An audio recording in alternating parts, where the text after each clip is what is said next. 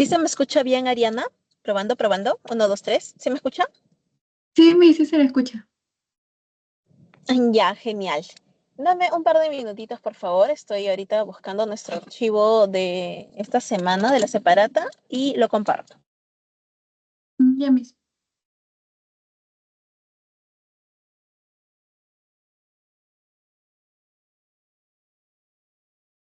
Ya está, Ariana. Ahora sí. Voy a compartir mi pantalla para que puedas... ¿Dónde está? Acá está. Vamos a compartir pantallita. Listo. A ver. Ya está. Vamos a ver nuestra separata de esta semana. ¿Sí? ¿Puedes ver la pantalla? ¿Me confirmas? Sí, me dice, se ve. Ya, perfecto. Mira, en el caso de la asociación ecológica, recuerda que la asociación ecológica ocurre frente a cambios en el ecosistema. ¿Sí? Cuando hay cambios, sea de manera natural, sea de manera inducida, provocada por la actividad humana. ¿Sí? Los cambios van a ocurrir por A o B motivo. El punto importante aquí es que todos estos cambios con el paso del tiempo se pueden clasificar de diferentes formas. Y en este caso, como puedes observar, se va a, se va a clasificar en la asociación ecológica evolutiva, en la primaria y en la secundaria. La evolutiva se da en el momento en el que los organismos cambian de hábitat y empiezan a migrar, bueno, los que migraron hacia la superficie terrestre, ¿sí? Los que invadieron superficie terrestre del mar hacia la tierra por primera vez. Ahí ocurrió la asociación ecológica de tipo evolutiva, ¿sí?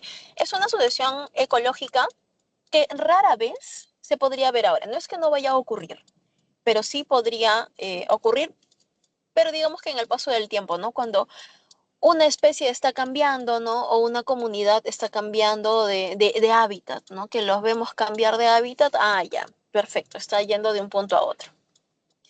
Pero eso se ve en el tiempo cuando algunas especies, ¿no? Continúan en su proceso evolutivo, ¿sí? En cambio, la asociación ecológica primaria es una en donde iniciamos en un área despoblada, un área sin vida, un área sin seres vivos como tal, ¿sí? Y empieza a ser colonizada, ¿no? O invadida por nuevas especies. De igual manera, puede haber vida preexistente, ¿no? Pero desapareció por algún acontecimiento natural y se quedó en la nada. Esa es la asociación ecológica, ¿sí? De tipo primaria. Sí, se llama de esa manera, ¿no? Porque por primera vez está habiendo una colonización en esa zona. Esto puede ocurrir, por ejemplo, en las zonas de intersección que tienen en las zonas de ecotonos, que tienen los desiertos, por ejemplo, ¿no? Y hay zonas en donde están siendo recientemente pobladas, ¿no? Ahí ya ocurre una asociación ecológica de tipo primaria. O en donde hubo, por ejemplo, un huaico enorme que tapó todo un valle, que ha ocurrido, ¿no? A lo largo de nuestra historia, ¿no? Un huaico que tapó todo un valle. Y ese valle, con el paso de los años, décadas quizás, recién empieza a crecer plantas, árboles, ¿no? Ocurre una repoblación, pero que ha sido inducida, ¿no? Que perdió inicialmente su población anterior por un desastre natural. Y la asociación ecológica de tipo secundaria, se va a dar cuando ya se tiene un área en donde existe una comunidad y esta va a ser reemplazada por otra. Esto ocurre cuando un ambiente, usualmente no un hábitat, una zona, es destruida, es alterada por el ser humano. Y vienen nuevos seres y van a poblar dicho ambiente. Esto obviamente ocurre un montón. Esto es lo que nosotros, entre comillas, más conocemos o más podemos ver en la actualidad, debido a que encontramos, por ejemplo, las zonas en donde ha habido minería a tajo abierto. Acabó el proyecto minero, se cierra todo, ¿no? Y tienen que descontaminar todo lo posible. Obviamente todo el hábitat que existía en esa zona ya no va a existir. Ya se destruyó, ya se alteró, ya cambió. Pero, obviamente, esta va a irse no recuperando. El término recuperación no aplica en este caso porque no es que se va a recuperar, no va a volver a ser el mismo, ¿verdad? Va a cambiar, pero se va a recuperar en el sentido de que la naturaleza siempre se recupera. Antes era un bosque con 5 especies, por ejemplo, ¿no? De árboles. Ahora va a ser quizás un bosque con 2 o 3 especies, pero volverá a ser, y no son las mismas especies de antes, ¿no? Son...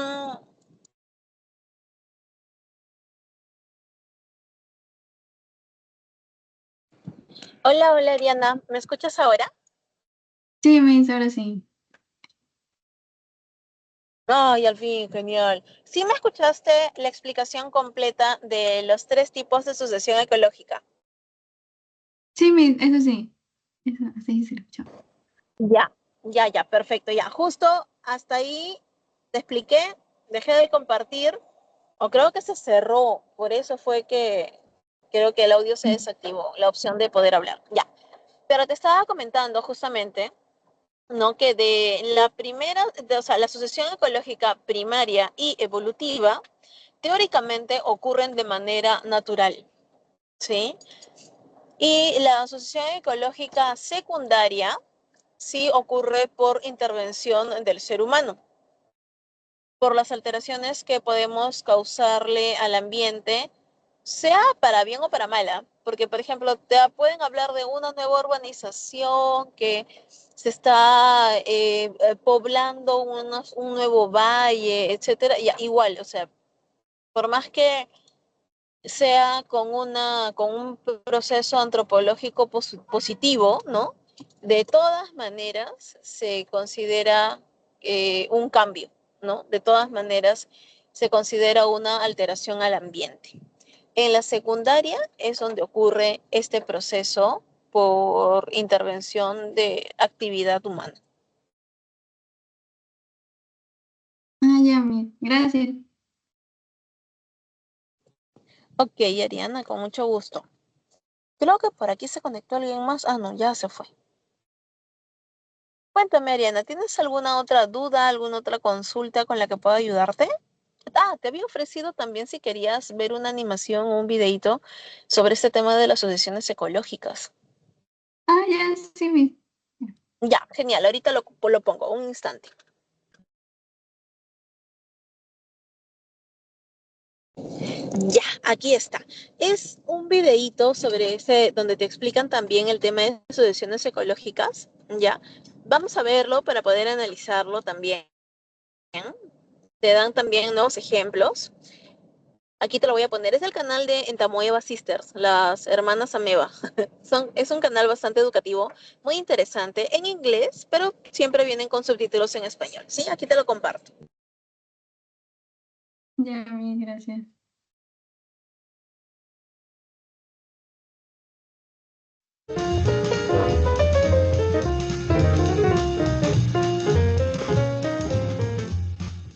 So, we love Disney movies, and we have to say, Lion King is one of our favorites. And like a lot of Disney movies, it has a happy ending.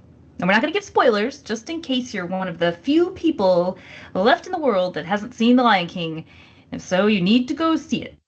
Anyway, with that happy ending that we do love, you start to see all this life growing back at the end of The Lion King. The sun comes out, all these plants start growing, happy music plays. There were animals that had disappeared and they come back. I never really understood where they went, but they come back. You start seeing these small plants growing in where there hadn't been any plants for a while. And being a biology teacher, everything is destined to have a biology reference. So here's what it reminds me of. ecological succession. Although the movie is kind of like an ultra fast, impossible ecological succession. It's not really that fast in real life. Most dictionaries define succession as the following of a person or a thing after another in an order or a sequence. Well, ecological succession, it's that, but in terms of ecology. Ecological succession is a process over time of organisms in an ecological community. So, what's a community? Well, in ecology, we have different levels of organization. We have a living organism as our first level, like a hippo. And then we have a population, which is when you have the same species of an organism in a given area. So, for example, a population of hippos. Same species, so that's one population. And then we have a community. A community can involve many populations living together in an area. So now we have hippos, lions, giraffes, and don't forget plants, because they can be a population too, trees and shrubs. Now, there are more levels beyond the community level, but this is our focus right now.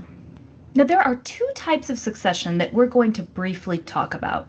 One is called primary succession.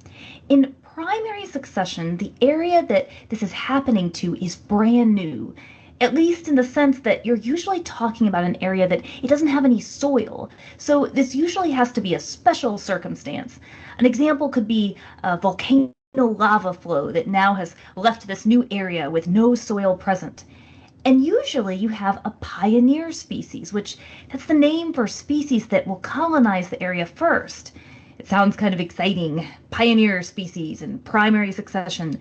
Well, they can be organisms like lichen.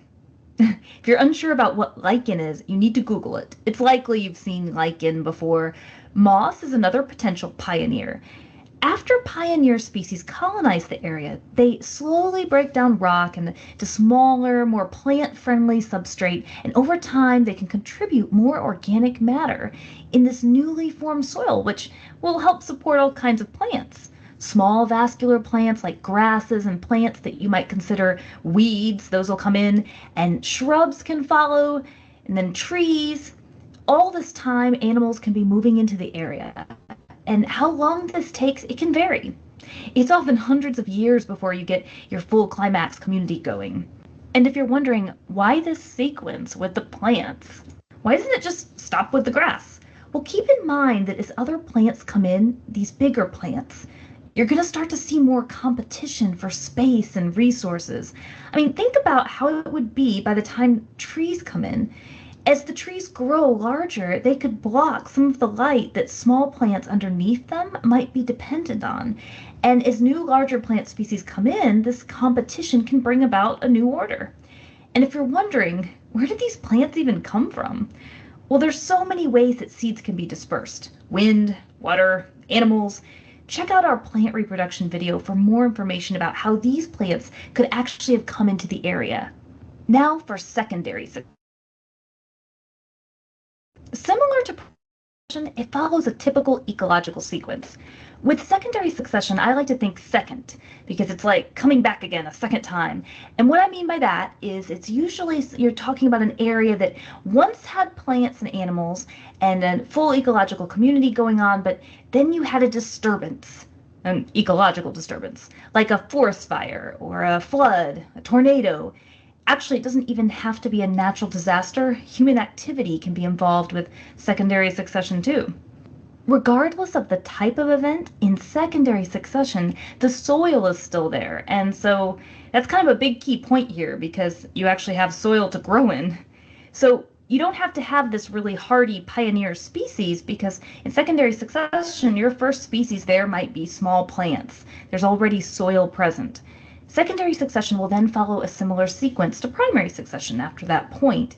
Since secondary succession involves soil already being available, it's much more likely to be a faster process than primary succession.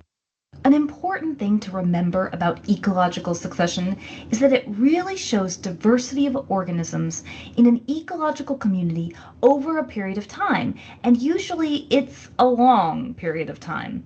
Ecological succession over time can support an ecological community that continues to increase in biodiversity. And biodiversity is a beautiful thing. check out our Food Web video for a little more about biodiversity. Well, that's it for the Amoeba Sisters, and we remind you to stay curious.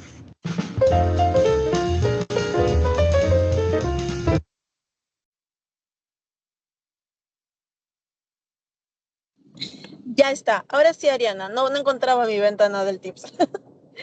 Ya está. Listo. ¿Llegaste a ver el video completo? ¿Sí me escuchas?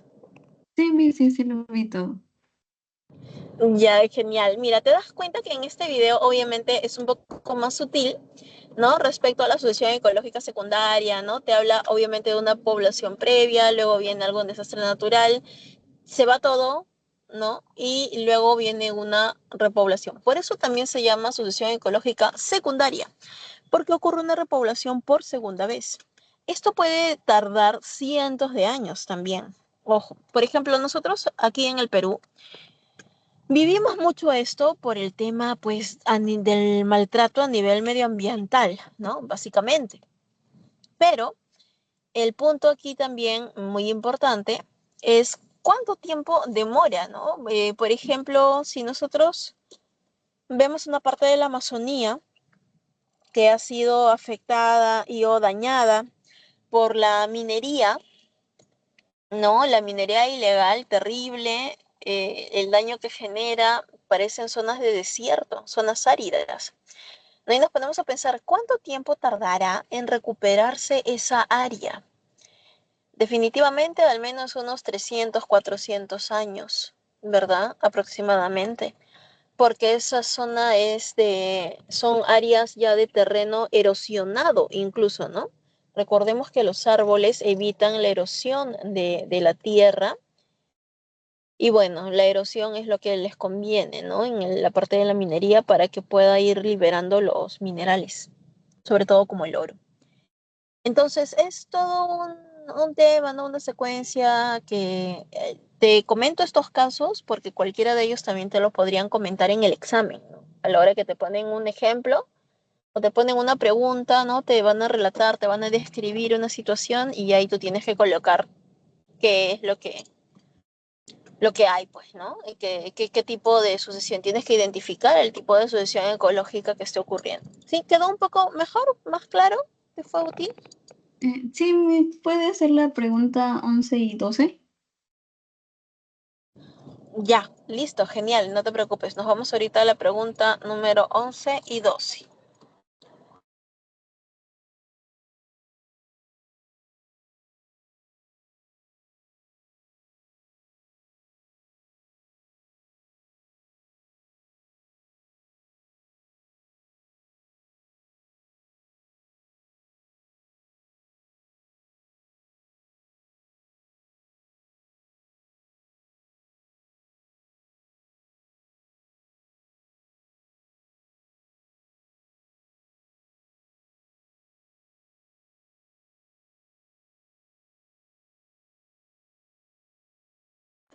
Ya, ahora sí, a ver, voy a compartir pantalla nuevamente.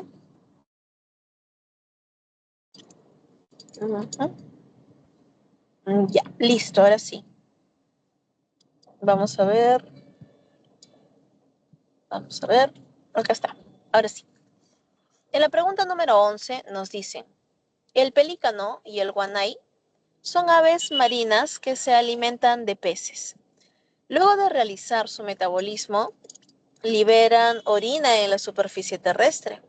De esta manera cumplen un papel importante en el reciclaje ¿no? Aquí está ocurriendo un tipo de reciclaje del proceso de cómo es que regresa, ¿no? A la tierra en el caso del fósforo. Recuerda que en el ciclo del fósforo, este ciclo parte básicamente de las rocas fosfatadas en el mar. De estas rocas fosfatadas en el mar, ¿sí?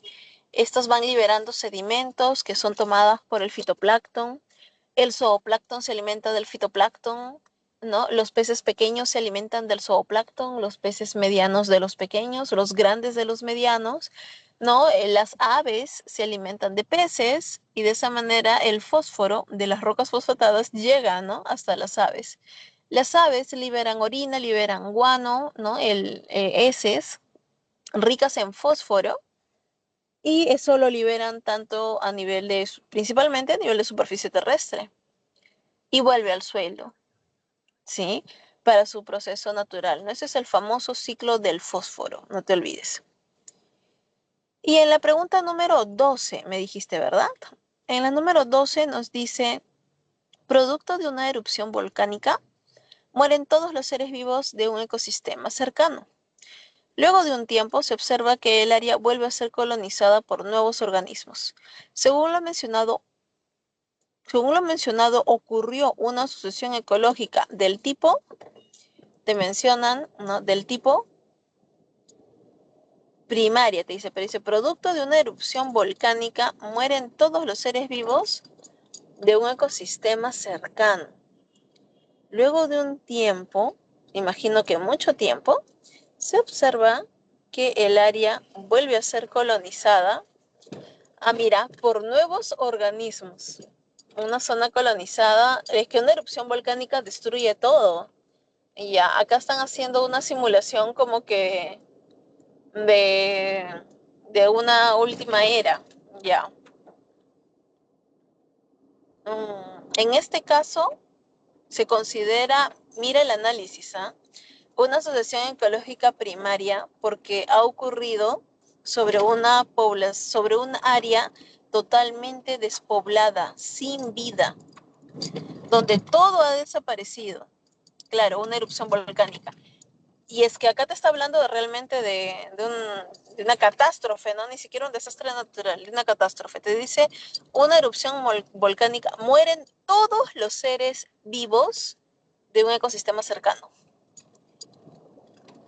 Es como que fue el fin del mundo para todo ese ecosistema y sobre la nada empieza una población.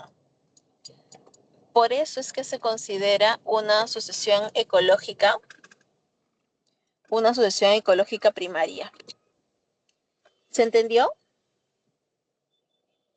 Sí, Miss, ¿por qué no podría ser secundaria?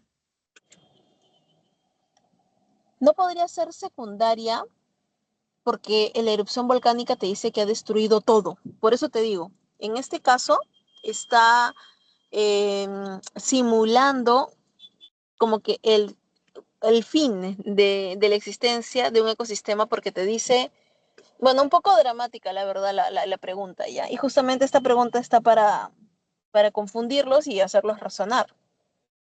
Te dicen que es una erupción volcánica, una erupción volcánica, bueno, te destruye una partecita, ¿no? Y todo lo que está alrededor aprovecha, ¿no? Porque la naturaleza tiene su propia forma un poco agresiva de poder regenerarse. Pero en este caso te estaba mencionando que la erupción volcánica ha destruido todo, te dicen. Ha destruido todo. Y luego de un tiempo, esta va a ser poblada, va a ser colonizada por seres vivos. ¿Me entiendes? A eso se refiere. Es por ese motivo. Si hubiese sido simplemente un desastre natural X, ¿no? En donde te indican que se destruyó una parte o pasó un tornado. Un tornado no destruía a todos los seres vivos, ¿no? ¿Me entiendes? En este caso, esta super mega erupción volcánica de la cual te están hablando en la pregunta, como te digo, bastante dramático, ¿no? Y un poco exagerado, cuando te dice que desaparecieron todos los seres vivos. Si desaparece todo, está dejando la nada. Si te hablamos de nada, te podría estar hablando de una zona desértica que va a ser poblada. Por eso se llama una sucesión ecológica primaria. Porque en esa zona, en ese ecosistema que fue totalmente destruido por la erupción volcánica, quedó nada y desde cero va a empezar una nueva población. A diferencia de la secundaria. En la secundaria nunca te destruye todo un ecosistema, si te das cuenta, ¿no? En la secundaria, te imagínate cualquier tipo de desastre, un incendio forestal, la tala de árboles, la minería, el petróleo, imagínate cualquier industria, nunca te destruye todo, absolutamente todo, no. Es por partes, nada más, partecitas, parches. ¿No? Y sobre ello ocurre la sucesión ecológica secundaria. Pero en este caso, como te digo, la premisa, el ejemplo te está dando un ejemplo un poquito exagerado, ¿no? Diciéndote que desapareció todo. Ah, empieza de la nada, empieza desde cero. Entonces es primaria. ¿Se entendió? Sí, Miss, y ahora sí. Gracias. Ya, genial, Ariana. ¿Tienes alguna otra duda, alguna otra consulta? No, Miss, nada más. Ah, ya, ok. En unos minutos voy a empezar ya a resolver todas las demás preguntas de la separata, desde la número 1, por si acaso. Un par de minutitos o unos 5 minutitos y empiezo con ello.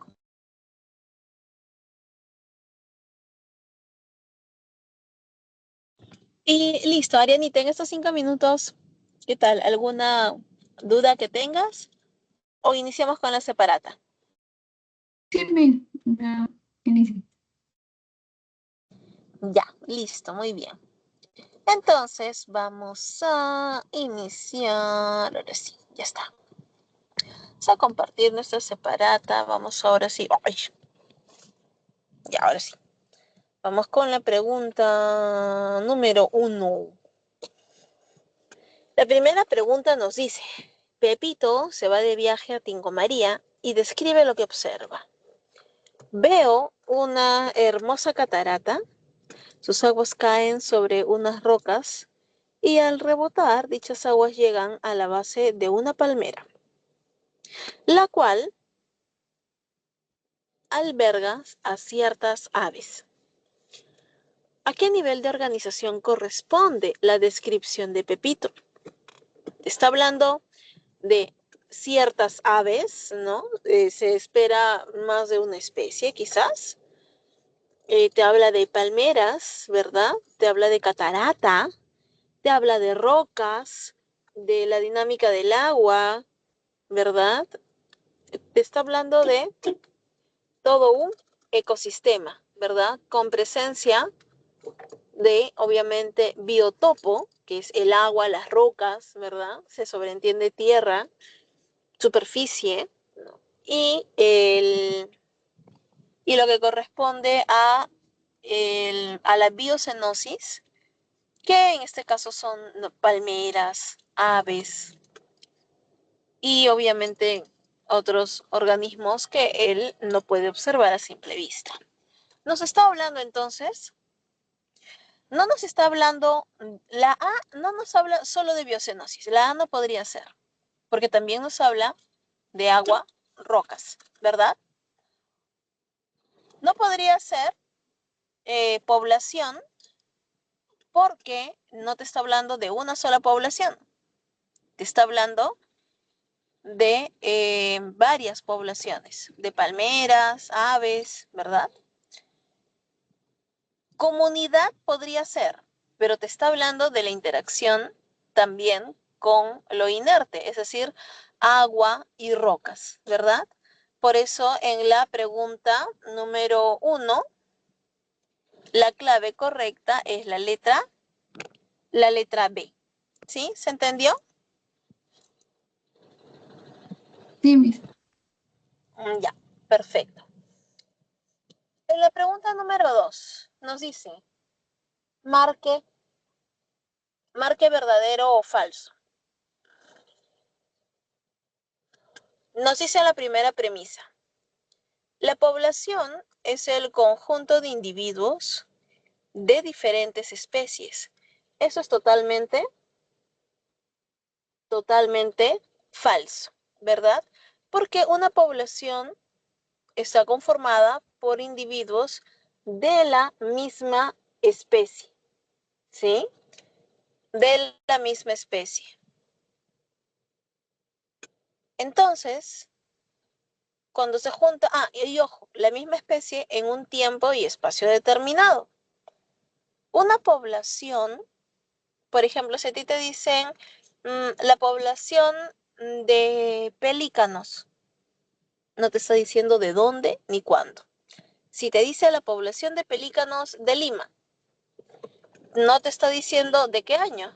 La población de pelícanos actual no es la misma población de pelícanos del 2010, del 2020, ¿no? Cada año varía. Recordemos que las poblaciones son dinámicas, muy dinámicas, ¿sí? Bueno, por todo ello, la primera premisa sería falsa, ¿sí? La segunda premisa que nos indica la interacción de la biocenosis y el biotopo se llama ecosistema. Eso es correcto, ¿no? Hay una interacción entre biocenosis, biotopo, lo inerte con lo vivo, ¿no? Y a eso se considera, ¿no?, como tal el ecosistema. En la tercera premisa nos dicen, la ecosfera está constituida solo por todos los biotopos de la Tierra. La ecosfera está constituido solo, te dice, ¿no?, por los biotopos de la Tierra, o sea, solamente lo inerte del planeta Tierra. Obviamente esto es falso, porque es el conjunto de todos los ecosistemas, y el conjunto de todos los ecosistemas es el conjunto de todos los biotopos con todas las biocenosis, ¿no? Eso por concepto es la ecosfera, ¿no? Todo en conjunto, tanto lo vivo que interacciona con lo inerte. La cuarta premisa nos dice, a los factores abióticos del ecosistema se les denomina como biotopo. Los factores abióticos, lo inerte, ¿no?, es el biotopo. Eso es correcto. ¿Listo? Y la última premisa te dice, la ecología tiene por campo de estudio, no, el ecosistema tiene por campo de estudio a la ecología. O sea, ¿la ecología estudia el ecosistema? No, eso es falso.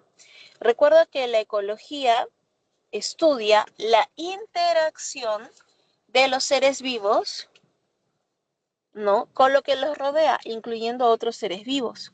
Eso es lo que estudia realmente la ecología. Como unidad de estudio, tiene al ecosistema. En este primer cuadrito, mira, por ejemplo acá, ¿no? La ecología te señala, tiene como campo de estudio al ecosistema. El ecosistema formado por biotopo y biocenosis y todas las interacciones que van a ocurrir en él. ¿Sí? O sea, ese es el concepto como tal, ¿verdad? Si de lo contrario, ya estaría muy alterado. O sea, la ecología no estudia como tal al ecosistema, sino la interacción entre seres vivos, ¿no?, su ambiente, ¿no?, y también con otros seres vivos, obviamente. Por eso en la pregunta número 2, la clave correcta sería la letra A, ¿no? Falso, verdadero, falso, verdadero, falso. En la pregunta número 3 nos dice, en el Parque de las Leyendas se observa a un vertebrado y en su descripción se menciona que su temperatura es variable durante el día y en la noche desciende notablemente. Se infiere que este animal observado es un... Si te mencionan que varía la temperatura, ¿no?, que la temperatura cambia de día, de noche, los animales, como por ejemplo aves y mamíferos, tenemos temperatura corporal constante. Esa temperatura corporal constante nos lleva a ser, obviamente, como tal, homotermos. Aquellos con la capacidad de cambiar su temperatura corporal se les llama poiquilotermos. Y dentro de los poiquilotermos, ¿no?, tenemos anfibios, reptiles y peces como tal, ¿sí? Por eso en la pregunta número 3, la clave correcta es la letra B, ¿no? Poiquilotermo como un reptil. Recuerda, aves y mamíferos somos de temperatura constante. En la pregunta número 4, esta sí está bien sencilla, ¿no? Hay que conocer cómo es la fórmula de NIME. Natalidad, inmigración, mortalidad y emigración, ¿no? Por eso las siglas NIME. Te dice, las tortugas charapas son reptiles de agua dulce que habitan en Loreto. Durante el año 2022 la población de charapas se mantuvo constante, pero a fines del 2023 se determinó que desapareció la mitad. Esto se debió a una infección bacteriana. Según lo mencionado, la dinámica le correspondió a los siguientes, a estos reptiles, ¿no? A finales del año pasado. ¿Cómo fue su dinámica entre natalidad, inmigración, mortalidad de migración? Obviamente, murieron muchas por esta infección. Así que tenemos que marcar en donde el símbolo de mayor está hacia la mortalidad, ¿verdad? En la A, mortalidad y emigración te representa más que natalidad e inmigración. La clave D, que es cualquier cosa, está mezclado ahí. La clave B está al revés. La C, imposible, porque te está hablando de que la C se interpreta como que se mantuvo constante, ¿no? Y eso no ocurrió. Ha muerto el 50% de la población. Y en la clave E, también nuevamente no está mezclado ahí. Por eso en la pregunta número 4, la clave correcta es la A, ¿no? Una forma de recordar esta fórmula muy útil realmente, ¿no? Para poder estimar cómo es la dinámica poblacional, ¿no? Recuerda que una población siempre es dinámica, nunca se mantiene, es muy extraño que se mantenga constante. Si se mantiene constante el número de una población, no es que nadie nació, nadie inmigró, nadie murió y nadie emigró, sino lo que puede haber ocurrido es que murieron unos tantos y en la misma proporción nacieron e inmigraron, lo cual obviamente compensa, ¿no? El número que murieron o emigraron en total. Pero hay una dinámica, siempre hay una dinámica, ¿sí? Es una forma también muy importante de que se pueda analizar esto. En la pregunta número 5 nos dicen, a ver, en la siguiente gráfica te indican, se observa una cadena alimenticia terrestre, la cual está comprendida por una especie productora, 4 consumidoras, una descomponedora. ¿A qué nivel trófico pertenece el reptil? ¿Cuál es el reptil aquí? Obviamente la serpiente, ¿verdad? Porque frog, la rana, es un anfibio, el saltamontes, insecto, el gras, ¿no? El césped, el pasto, una planta, fungi, un hongo, que sabemos que son los saprófitos, ¿no? Los degradadores o descomponedores también forman parte de ellos, ¿no? Y el águila, ¿no? Que es el que se come a la serpiente. Muy bien, entonces, en este caso, en la pregunta número 5, te piden ¿a qué nivel trófico pertenece el reptil? Sí, tenemos el pasto, que es consumido por el grillo. Sí, la base, en la base encontramos a los productores, que es el graso. Segundo nivel trófico, el grillo, que es el primer nivel de consumo, consumidor primario, porque es un herbívoro, está consumiendo. Luego, ¿quién se come al grillo? La rana. La rana se come al grillo, que el grillo comía al pasto, o sea, tercer nivel. Es un carnívoro que come un herbívoro. La serpiente, ¿no? Así como el águila, también se encuentran en un nivel de carnívoro que se come a carnívoro, ¿no? Un consumidor terciario. Está en el cuarto nivel trófico. La pregunta número 5, la clave correcta sería la letra B, ¿no? B de beso. En la pregunta número 6, vemos una gráfica, ¿no? De toda una dinámica, una red trófica como tal. Te dice con qué nombre se les conoce a estas interacciones. Bueno, ya te di la respuesta. A todo este conjunto de interacciones entre los individuos que habitan, ¿no? En un mismo ecosistema, se conoce como una red trófica, que es diferente a una cadena trófica, ¿no? Lo que acabamos de ver hace un instante, que es diferente a una pirámide trófica. Una red trófica es más real, es más lo que realmente ocurre, porque vemos interacciones entre los individuos, entre varios de ellos. En la pregunta número 7 nos dice, entre las especies integrantes de un ecosistema se establecen diferentes relaciones conocidas como interespecíficas. Así, por ejemplo, las garzas se alimentan de lombrices de tierra que son expuestas cuando las ovejas se alimentan del pasto. De acuerdo a ello, ¿qué relación interespecífica habría entre la oveja y la lombriz de tierra? Este es un ejemplo clásico, ¿no? De una de las relaciones más, por decirlo, graciosas que ocurre entre los seres vivos, que es conocida como el amensalismo.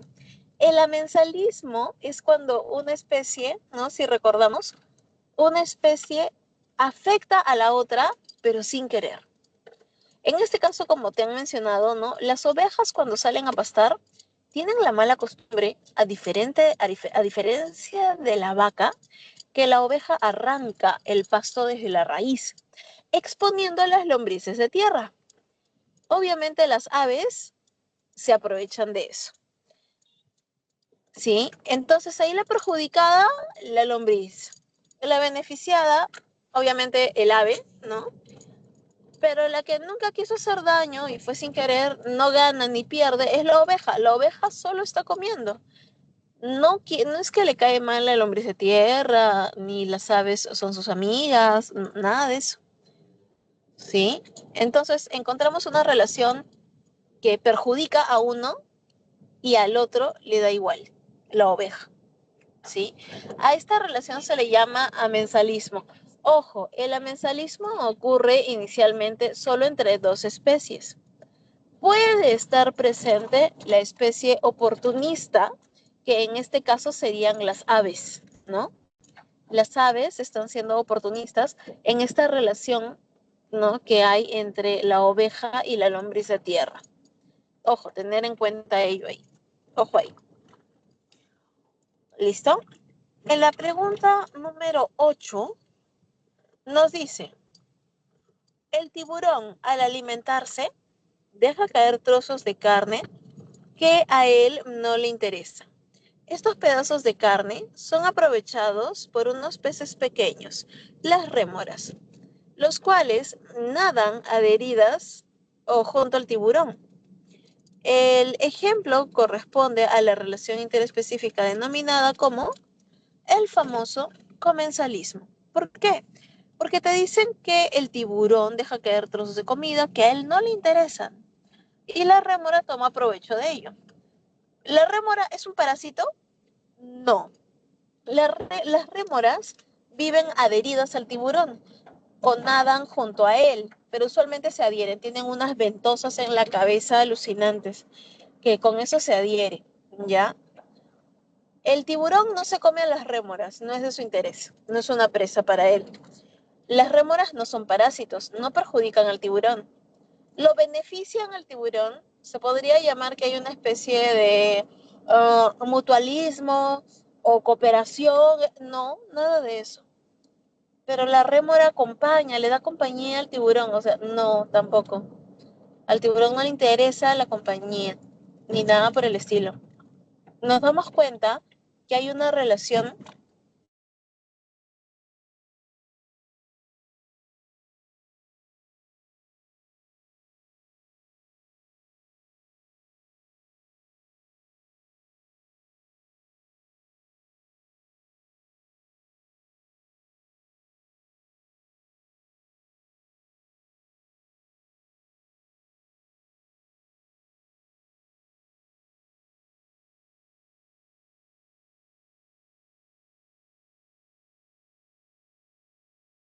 compartimos pantalla, ya está, ahora sí. Y continuamos por acá. En la pregunta número 8, como les mencionaba, no es que el tiburón se ve perjudicado por la rémora. ¿La rémora se ve beneficiada por el tiburón? Sí. ¿Al tiburón eso le afecta? No, ni en lo más mínimo. Por lo tanto, aquí encontramos una relación de comensalismo. Si el tiburón se viera afectado, la rémora sería un parásito. Si el tiburón se viera beneficiado, estaríamos hablando quizás de un tipo de cooperación, ¿no? Un tipo de cooperación o quizás de algún tipo de mutualismo, ¿no? Pero bueno, eso no se da. En la pregunta número 9, al analizar a una población de peces caballas, se observa que cuando están en peligro, dichos peces se agrupan y así evitan ser devorados por los delfines o los tiburones. La relación intraespecífica expuesta aquí, obviamente, vamos a encontrar un proceso de gregarismo, ¿verdad? En donde algunas especies de animales se logran agrupar solo de manera temporal, sin parentesco entre los miembros incluso, ¿verdad? Esto para poder protegerse, ¿no? Defensa del grupo, como lo mencionan, ¿no? O por búsqueda de alimento también, no necesariamente en defensa. Es porque les va a permitir tener algún beneficio momentáneo, claro está, ¿sí? En la pregunta número 10 nos dicen sobre el ciclo del nitrógeno. Dicen el nitrógeno atmosférico es fijado, convertido en amoníaco por ciertas bacterias. Luego las bacterias nitrificantes lo convierten primero en nitrito y después en nitrato, ¿no? El cual, te mencionan, el cual es aprovechado por las plantas. El exceso de nitrato que hay en el suelo es devuelto al ambiente. ¿En qué paso actúan las bacterias nitrificantes entonces? Aquí actúan en el proceso conocido como nitrificación, ¿verdad? Eso sí lo conocemos, el proceso del ciclo del nitrógeno, ¿no? Justo aquí en la solución también te mencionan las etapas de este proceso, donde se da la fijación del nitrógeno atmosférico por ciertas bacterias hacia el suelo. Luego la amonificación, en donde otro grupo de bacterias lo convierten en amoníaco. La nitrificación, en donde lo convierten en nitrito y luego nitrato. El proceso de asimilación, en donde el nitrato es aprovechado por las plantas, ¿no? Y la desnitrificación, en donde el exceso de nitrato que hay en el suelo es devuelto al ambiente en forma de nitrógeno atmosférico, ¿no? N2. Por eso en la 10 la clave es la letra E. En la pregunta número 11 ya lo resolvimos, era la A, ¿verdad? En la número 12, la D, también ya lo resolvimos, ya lo explicamos. En la pregunta número 13 te dicen, la restauración del ecosistema es la recuperación de forma asistida de las dinámicas naturales de los ecosistemas históricos o nativos de una región. No necesariamente recuperar el ecosistema original. En cambio, la resiliencia ecológica, dice, ¿no? En cambio, la resiliencia ecológica, ¿qué es lo que realiza? Es la capacidad de los ecosistemas de producir perturbaciones. ¿Produce perturbaciones como tal? Obviamente no, ¿verdad? ¿Absorbe perturbaciones con intervención humana? No, claro que no. ¿Permite regresar a su estado natural una vez que la perturbación ha terminado? Bueno, permite regresar a un estado natural, no a su estado inicial, ojo ahí, muy importante, sino a su estado natural, a que se vaya recuperando. Obviamente esa es nuestra respuesta, ¿verdad? Luego nos dicen, es un proceso estático donde nada se altera del ecosistema, imposible. El ecosistema es muy dinámico, se olviden. Y altera significativamente la estructura del ecosistema. No, el objetivo obviamente aquí es una restauración, que se vaya recuperando. En la pregunta 14 te dicen, el Perú ha firmado varios tratados, convenios, convenciones y protocolos internacionales. Así se compromete a conservar el ambiente y el patrimonio natural y cultural. ¿Cuál es el objetivo de la Convención CITES de 1973? Reducir emisiones de gases de efecto invernadero, controlar el transporte de desechos peligrosos, velar para que no se comercialicen especies de plantas y animales amenazados, disminuir la emisión de sustancias químicas que afectan a la capa de ozono o regular la generación de organismos transgénicos. En este caso en particular, el CITES, esta convención de 1973, es para velar para evitar, ¿no? Esta comercialización de plantas y animales amenazados. En la pregunta 14, la clave correcta es la letra C. Sí, recuerda que en la clave A, reducir las emisiones de gases de efecto invernadero, es el protocolo de Kioto. ¿Sí? En la clave B, de desechos peligrosos, ese es el convenio de Basilia. La disminución de sustancias químicas que afectan la capa de ozono, la clave D, es el protocolo de Montreal, ¿no? Y el protocolo de Cartagena es el que regula la generación y propagación de organismos transgénicos, ¿no? Son diferentes tratados. Y en la pregunta número 15, por último, nos dicen un bioma es el conjunto de ecosistemas característicos de una zona biogeográfica. Los biomas pueden ser terrestres o acuáticos. Un ejemplo de los segundos es el nerítico, ¿no? El cual se caracteriza porque un ambiente nerítico, un bioma acuático de tipo nerítico, lo vamos a encontrar obviamente en profundidades, ¿sí? En este caso sería la clave A, ¿no? La luminosidad de sus aguas y escasa profundidad. Se caracteriza porque está casi a nivel de superficie, ¿no? En cambio, las zonas, por ejemplo, bioma marino litoral, te menciona nerítico. Tiene luminosidad, no es profundo y hay una abundancia de nutrientes. Ojo, esto en bioma nerítico, ¿sí? Bioma acuático de tipo nerítico, porque tenemos también de profundidades marinas, talud continental, esas son ya ambientes o biomas acuáticos mucho más profundos, ¿sí? Muy bien, entonces en la pregunta número 15 la clave correcta es la letra A, ¿sí? ¿Listo? ¿Alguna duda, alguna consulta, Ariana, que te haya quedado por ahí? Miss, ¿cuál es la diferencia entre mutualismo y cooperación? Ah, ya, que en el mutualismo se genera una dependencia.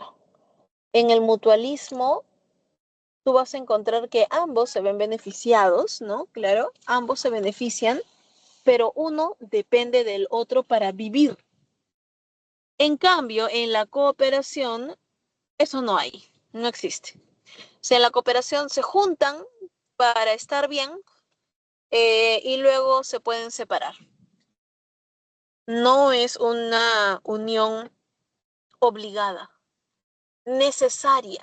Es necesaria por un momento porque les otorga un beneficio, pero no están obligados a quedarse juntos para seguir apoyándose. Esa es la diferencia. En cambio, en mutualismo sí tenemos un proceso de... En mutualismo sí tenemos un proceso de dependencia, al punto que si se separan podrían morir. ¿Sí? Ah, ya, gracias. Ok, me quedo por aquí si es que te queda alguna duda o alguna consulta.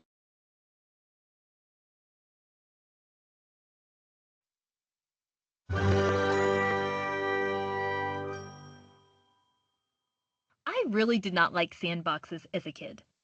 It's not that I have a problem with sand, or sand on the beach, or sand castles, just sand boxes. See, as a little kid, I'd play with something, then I'd kind of forget about it, and then rediscover it, and it'd be all new again. This is what happened with my sandbox. Except, when I rediscovered it, the sand had all these tiny holes in it. My dad was with me and exclaimed, "Why, look at that! Your sandbox is full of antlions." Perhaps my dad should not have assumed that I knew what antlions were. I eventually figured out what they were later on, and it makes sense now because my father really loves insects. Antlions are insects, In their adult form, they sort of look, in my personal opinion, like a less cool version of a dragonfly. They are not a dragonfly. But in their larva stage, they look, well, not like many things I can compare it to. They have these mandibles and they make these sandpit traps. And then they wait with their mandibles just showing above the surface. When an ant or other small insect walks over their sandpit, they drag it in. They pull the ant underground, biting it and injecting it with enzymes to digest it in order to consume the ant's juices. I also have learned by watching them that they toss sand at their ant victim too if they need help subduing it before they drag them under. Thankfully, antlions are small. In fact, doodlebug is evidently another name for these things. I'm not exactly sure how you go from antlion to doodlebug, but okay. It's all relative. They're bad news for an ant because the antlion is a predator of the ant. The ant is their prey. That's an ecological relationship right there. And that's what we're going to talk about, ecological relationships. Typically, if we were to graph the predator and prey populations in our example, when the population of ants in this confined area increase, it is likely that the antlions, which are the predators, also will increase over time because they have more food to eat. However, if the antlions increase too much, there won't be enough ants, which are the prey, to feed on. So the antlions will decrease. You can see that relationship in this predator and prey graph. In most ecosystems, predator and prey graphs go up and down frequently. It cycles. Also, just because this antlion is a predator doesn't mean that this is the only role it plays. An antlion can get eaten by a bird. Now the antlion has just become the bird's prey. Competition is also another relationship to consider. Antlions are consumers, which means they have to eat other things. They can't make their own food. They have to compete with other antlions for this food too. This food being their prey, the ants. This example shows competition for a limiting biotic factor. And they're not just competing with other antlions for this biotic factor. They may have to compete with completely different species in the area that are also predators of ants too. For example, jumping spiders like ants. You know, it's not just consumers that compete. Producers, like this plant, make their own food, but that does not mean they don't have to deal with competition. For example, this plant here is competing for this limiting abiotic factor, light. Symbiotic relationships are specific types of relationships where different species live together. Parasitism is an example of a symbiotic relationship where one organism benefits and the other is harmed. An example? Well, you know, I love dogs. Petunia is the cat person. When my family took in our rescue dog, she was 4 months old at the time. We learned from the vet that she would need to be treated for fleas and hookworms. We were able to give her medicine to treat these parasites. A good thing because these parasites can hurt the dog by feeding on their blood. A parasite is an organism that gets its nutrients from another organism and causes harm to its host. They can live inside or on their host. Mutualism is an example of a symbiotic relationship where both organisms involved benefit. You really need to look up a video about acacia ants and acacia trees because this is a fascinating example. See, some species of acacia trees form these hollow thorns which provide housing to acacia ants. Some species even provide a nectar for food for these ants. So what does this tree get in return? Protection. I'd hate to be a type of consumer that eats acacia trees because if it has acacia ants, the ants will come out of the thorns and attack the consumer. They'll even destroy plants that try to grow close to the acacia tree so the ants can eliminate the tree's competition. Nice mutual relationship between the acacia tree and the acacia ant. The last symbiotic relationship we'll mention is commensalism. This one is interesting because in this relationship, one organism benefits and the other is neither helped nor harmed. It has a neutral effect. Some species of barnacles and whales are a great example. Many barnacle species can attach themselves to moving things, like a boat or a whale. On a free whale ride, the barnacles get a lot of access to food since they are filter feeders and the whale may travel to nutrient-rich waters.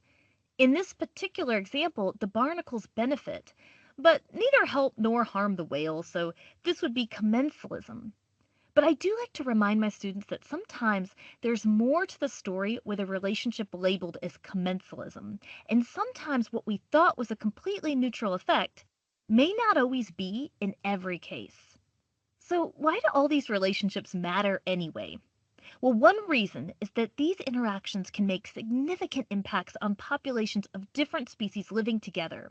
That means if the population of a certain species is threatened by human activity, for example, it can affect more than just that one species. Scientists continue to learn about new ecological relationships all the time. Well, that's it for the Amoeba Sisters, and we remind you to stay curious.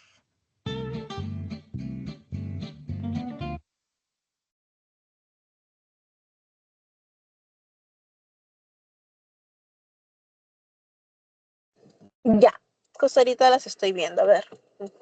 Son dos preguntitas, ¿verdad? En la 114 nos dice los síntomas tempranos de intoxicación por cianuro. El cianuro es muy conocido porque veneno, ¿verdad? Desde de la época de los espías, ¿no? En época de guerra tenían siempre su pastillita de cianuro que la masticaban si es que eran identificados, si es que los capturaban, ¿no? Mordían la pastilla con cianuro y morían envenenados, ¿no? Una intoxicación porque justamente ahí te dice, el citocromo se enlaza fuertemente, perdón, el cianuro se enlaza fuertemente con el citocromo C oxidasa. Te dice un complejo proteico que es el último componente de la cadena de transferencia de electrones en la mitocondria, o sea, en el proceso, en la cresta mitocondrial para la respiración celular. Te dice que esto no es efecto letal para el organismo, esto se debe a la excesiva liberación de CO2, claro que no, la inhibición de la producción de ATP, la inhibición del acetil-CoA. No, el acetil-CoA no se va a alterar como tal, pero la producción de ATP obviamente se va a bloquear, ¿verdad? Porque aunque específicamente te dice que se bloquea el citocromo C, te dice una mayor degradación de la glucosa fosfato o la acumulación de ácido láctico en el citosol. Es por la inhibición de la producción de ATP, ¿sí? En la B. A ver, y vamos a ver la segunda.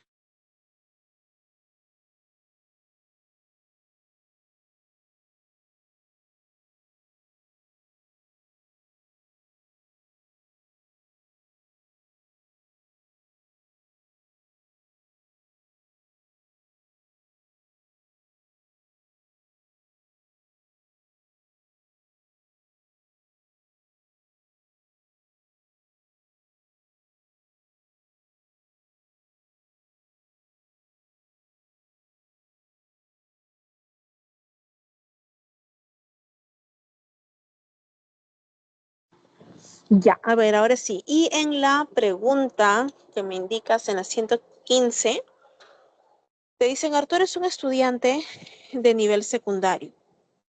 Está resolviendo un examen de CTA y se enfrenta a la siguiente pregunta. ¿Qué alternativa complementa correctamente el siguiente enunciado? A ver, la degradación metabólica de la glucosa hasta piruvato es un proceso, ¿no? Y las opciones son aerobia o anaerobia. ¿Qué ocurre? En realidad, esa primera parte es anaerobia y te das cuenta porque eso ocurre tanto en la ruta de la respiración mitocondrial natural como la ruta de la fermentación, ¿no? En ambos casos ocurre. Así que es anaerobio, no necesita de oxígeno para que esto se realice. ¿Sí? ¿Qué ocurre en la degradación? La glucosa piruvato, la glucólisis ocurre en el citosol de la célula. Sí, te dice ¿no? Con un rendimiento neto de 2 moléculas de ATP. La clave correcta en la 115 es la letra C. ¿Sí? ¿Me escuchaste? Valerie. Sí, profesora, muchas gracias, pero una consulta, profesora, ¿qué es el ácido láctico? El ácido láctico o lactato es lo que se acumula a nivel de los músculos cuando produce un calambre, o también ocurre de manera natural en los eritrocitos. Ese es el famoso ácido láctico. ¿Sí? ¿Se entendió? El ácido Sí, profesora. láctico, el ácido láctico o lactato es el producto de la fermentación láctica. Hay dos tipos de fermentación, no te olvides, la fermentación láctica y la fermentación alcohólica. La fermentación láctica que se realiza en nuestros músculos cuando no hay oxígeno y ocurre naturalmente en nuestros eritrocitos o glóbulos rojos, eso es la fermentación láctica, ¿sí? Que ocurre por ausencia, en el caso del eritrocito ocurre por falta de mitocondrias, ¿no? En el caso del músculo ocurre por falta de oxígeno, ¿sí? Cuando ocurre, porque mitocondrias tiene, ¿sí? ¿Qué más? El ácido láctico o lactato ocurre en el citosol de las células. Se produce en el citosol de las células cuando la célula toma la ruta de la fermentación láctica. Ahora sí. Sí, profesora, muchas gracias. Listo, Valerie. Si tienes alguna duda, consulta adicional, me avisas. Estoy por aquí. Ya, profesora, muchas gracias.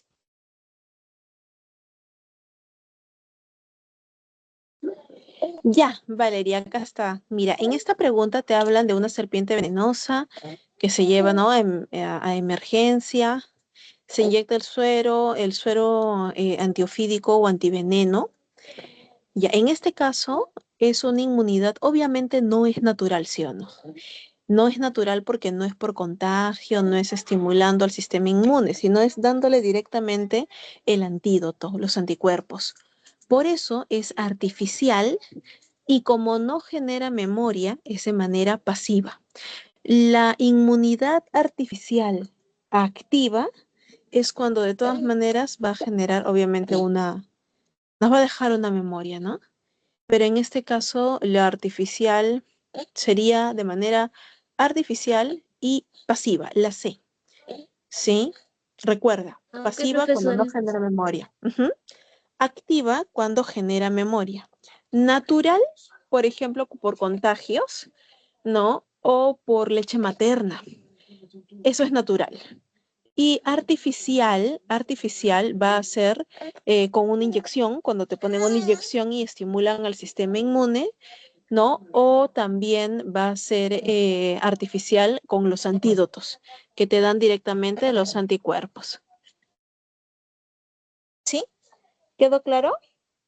Sí, profesora. Entonces, si fuera activa, dejaría memoria, sería como si tuviéramos una reacción a otra cosa, algo así.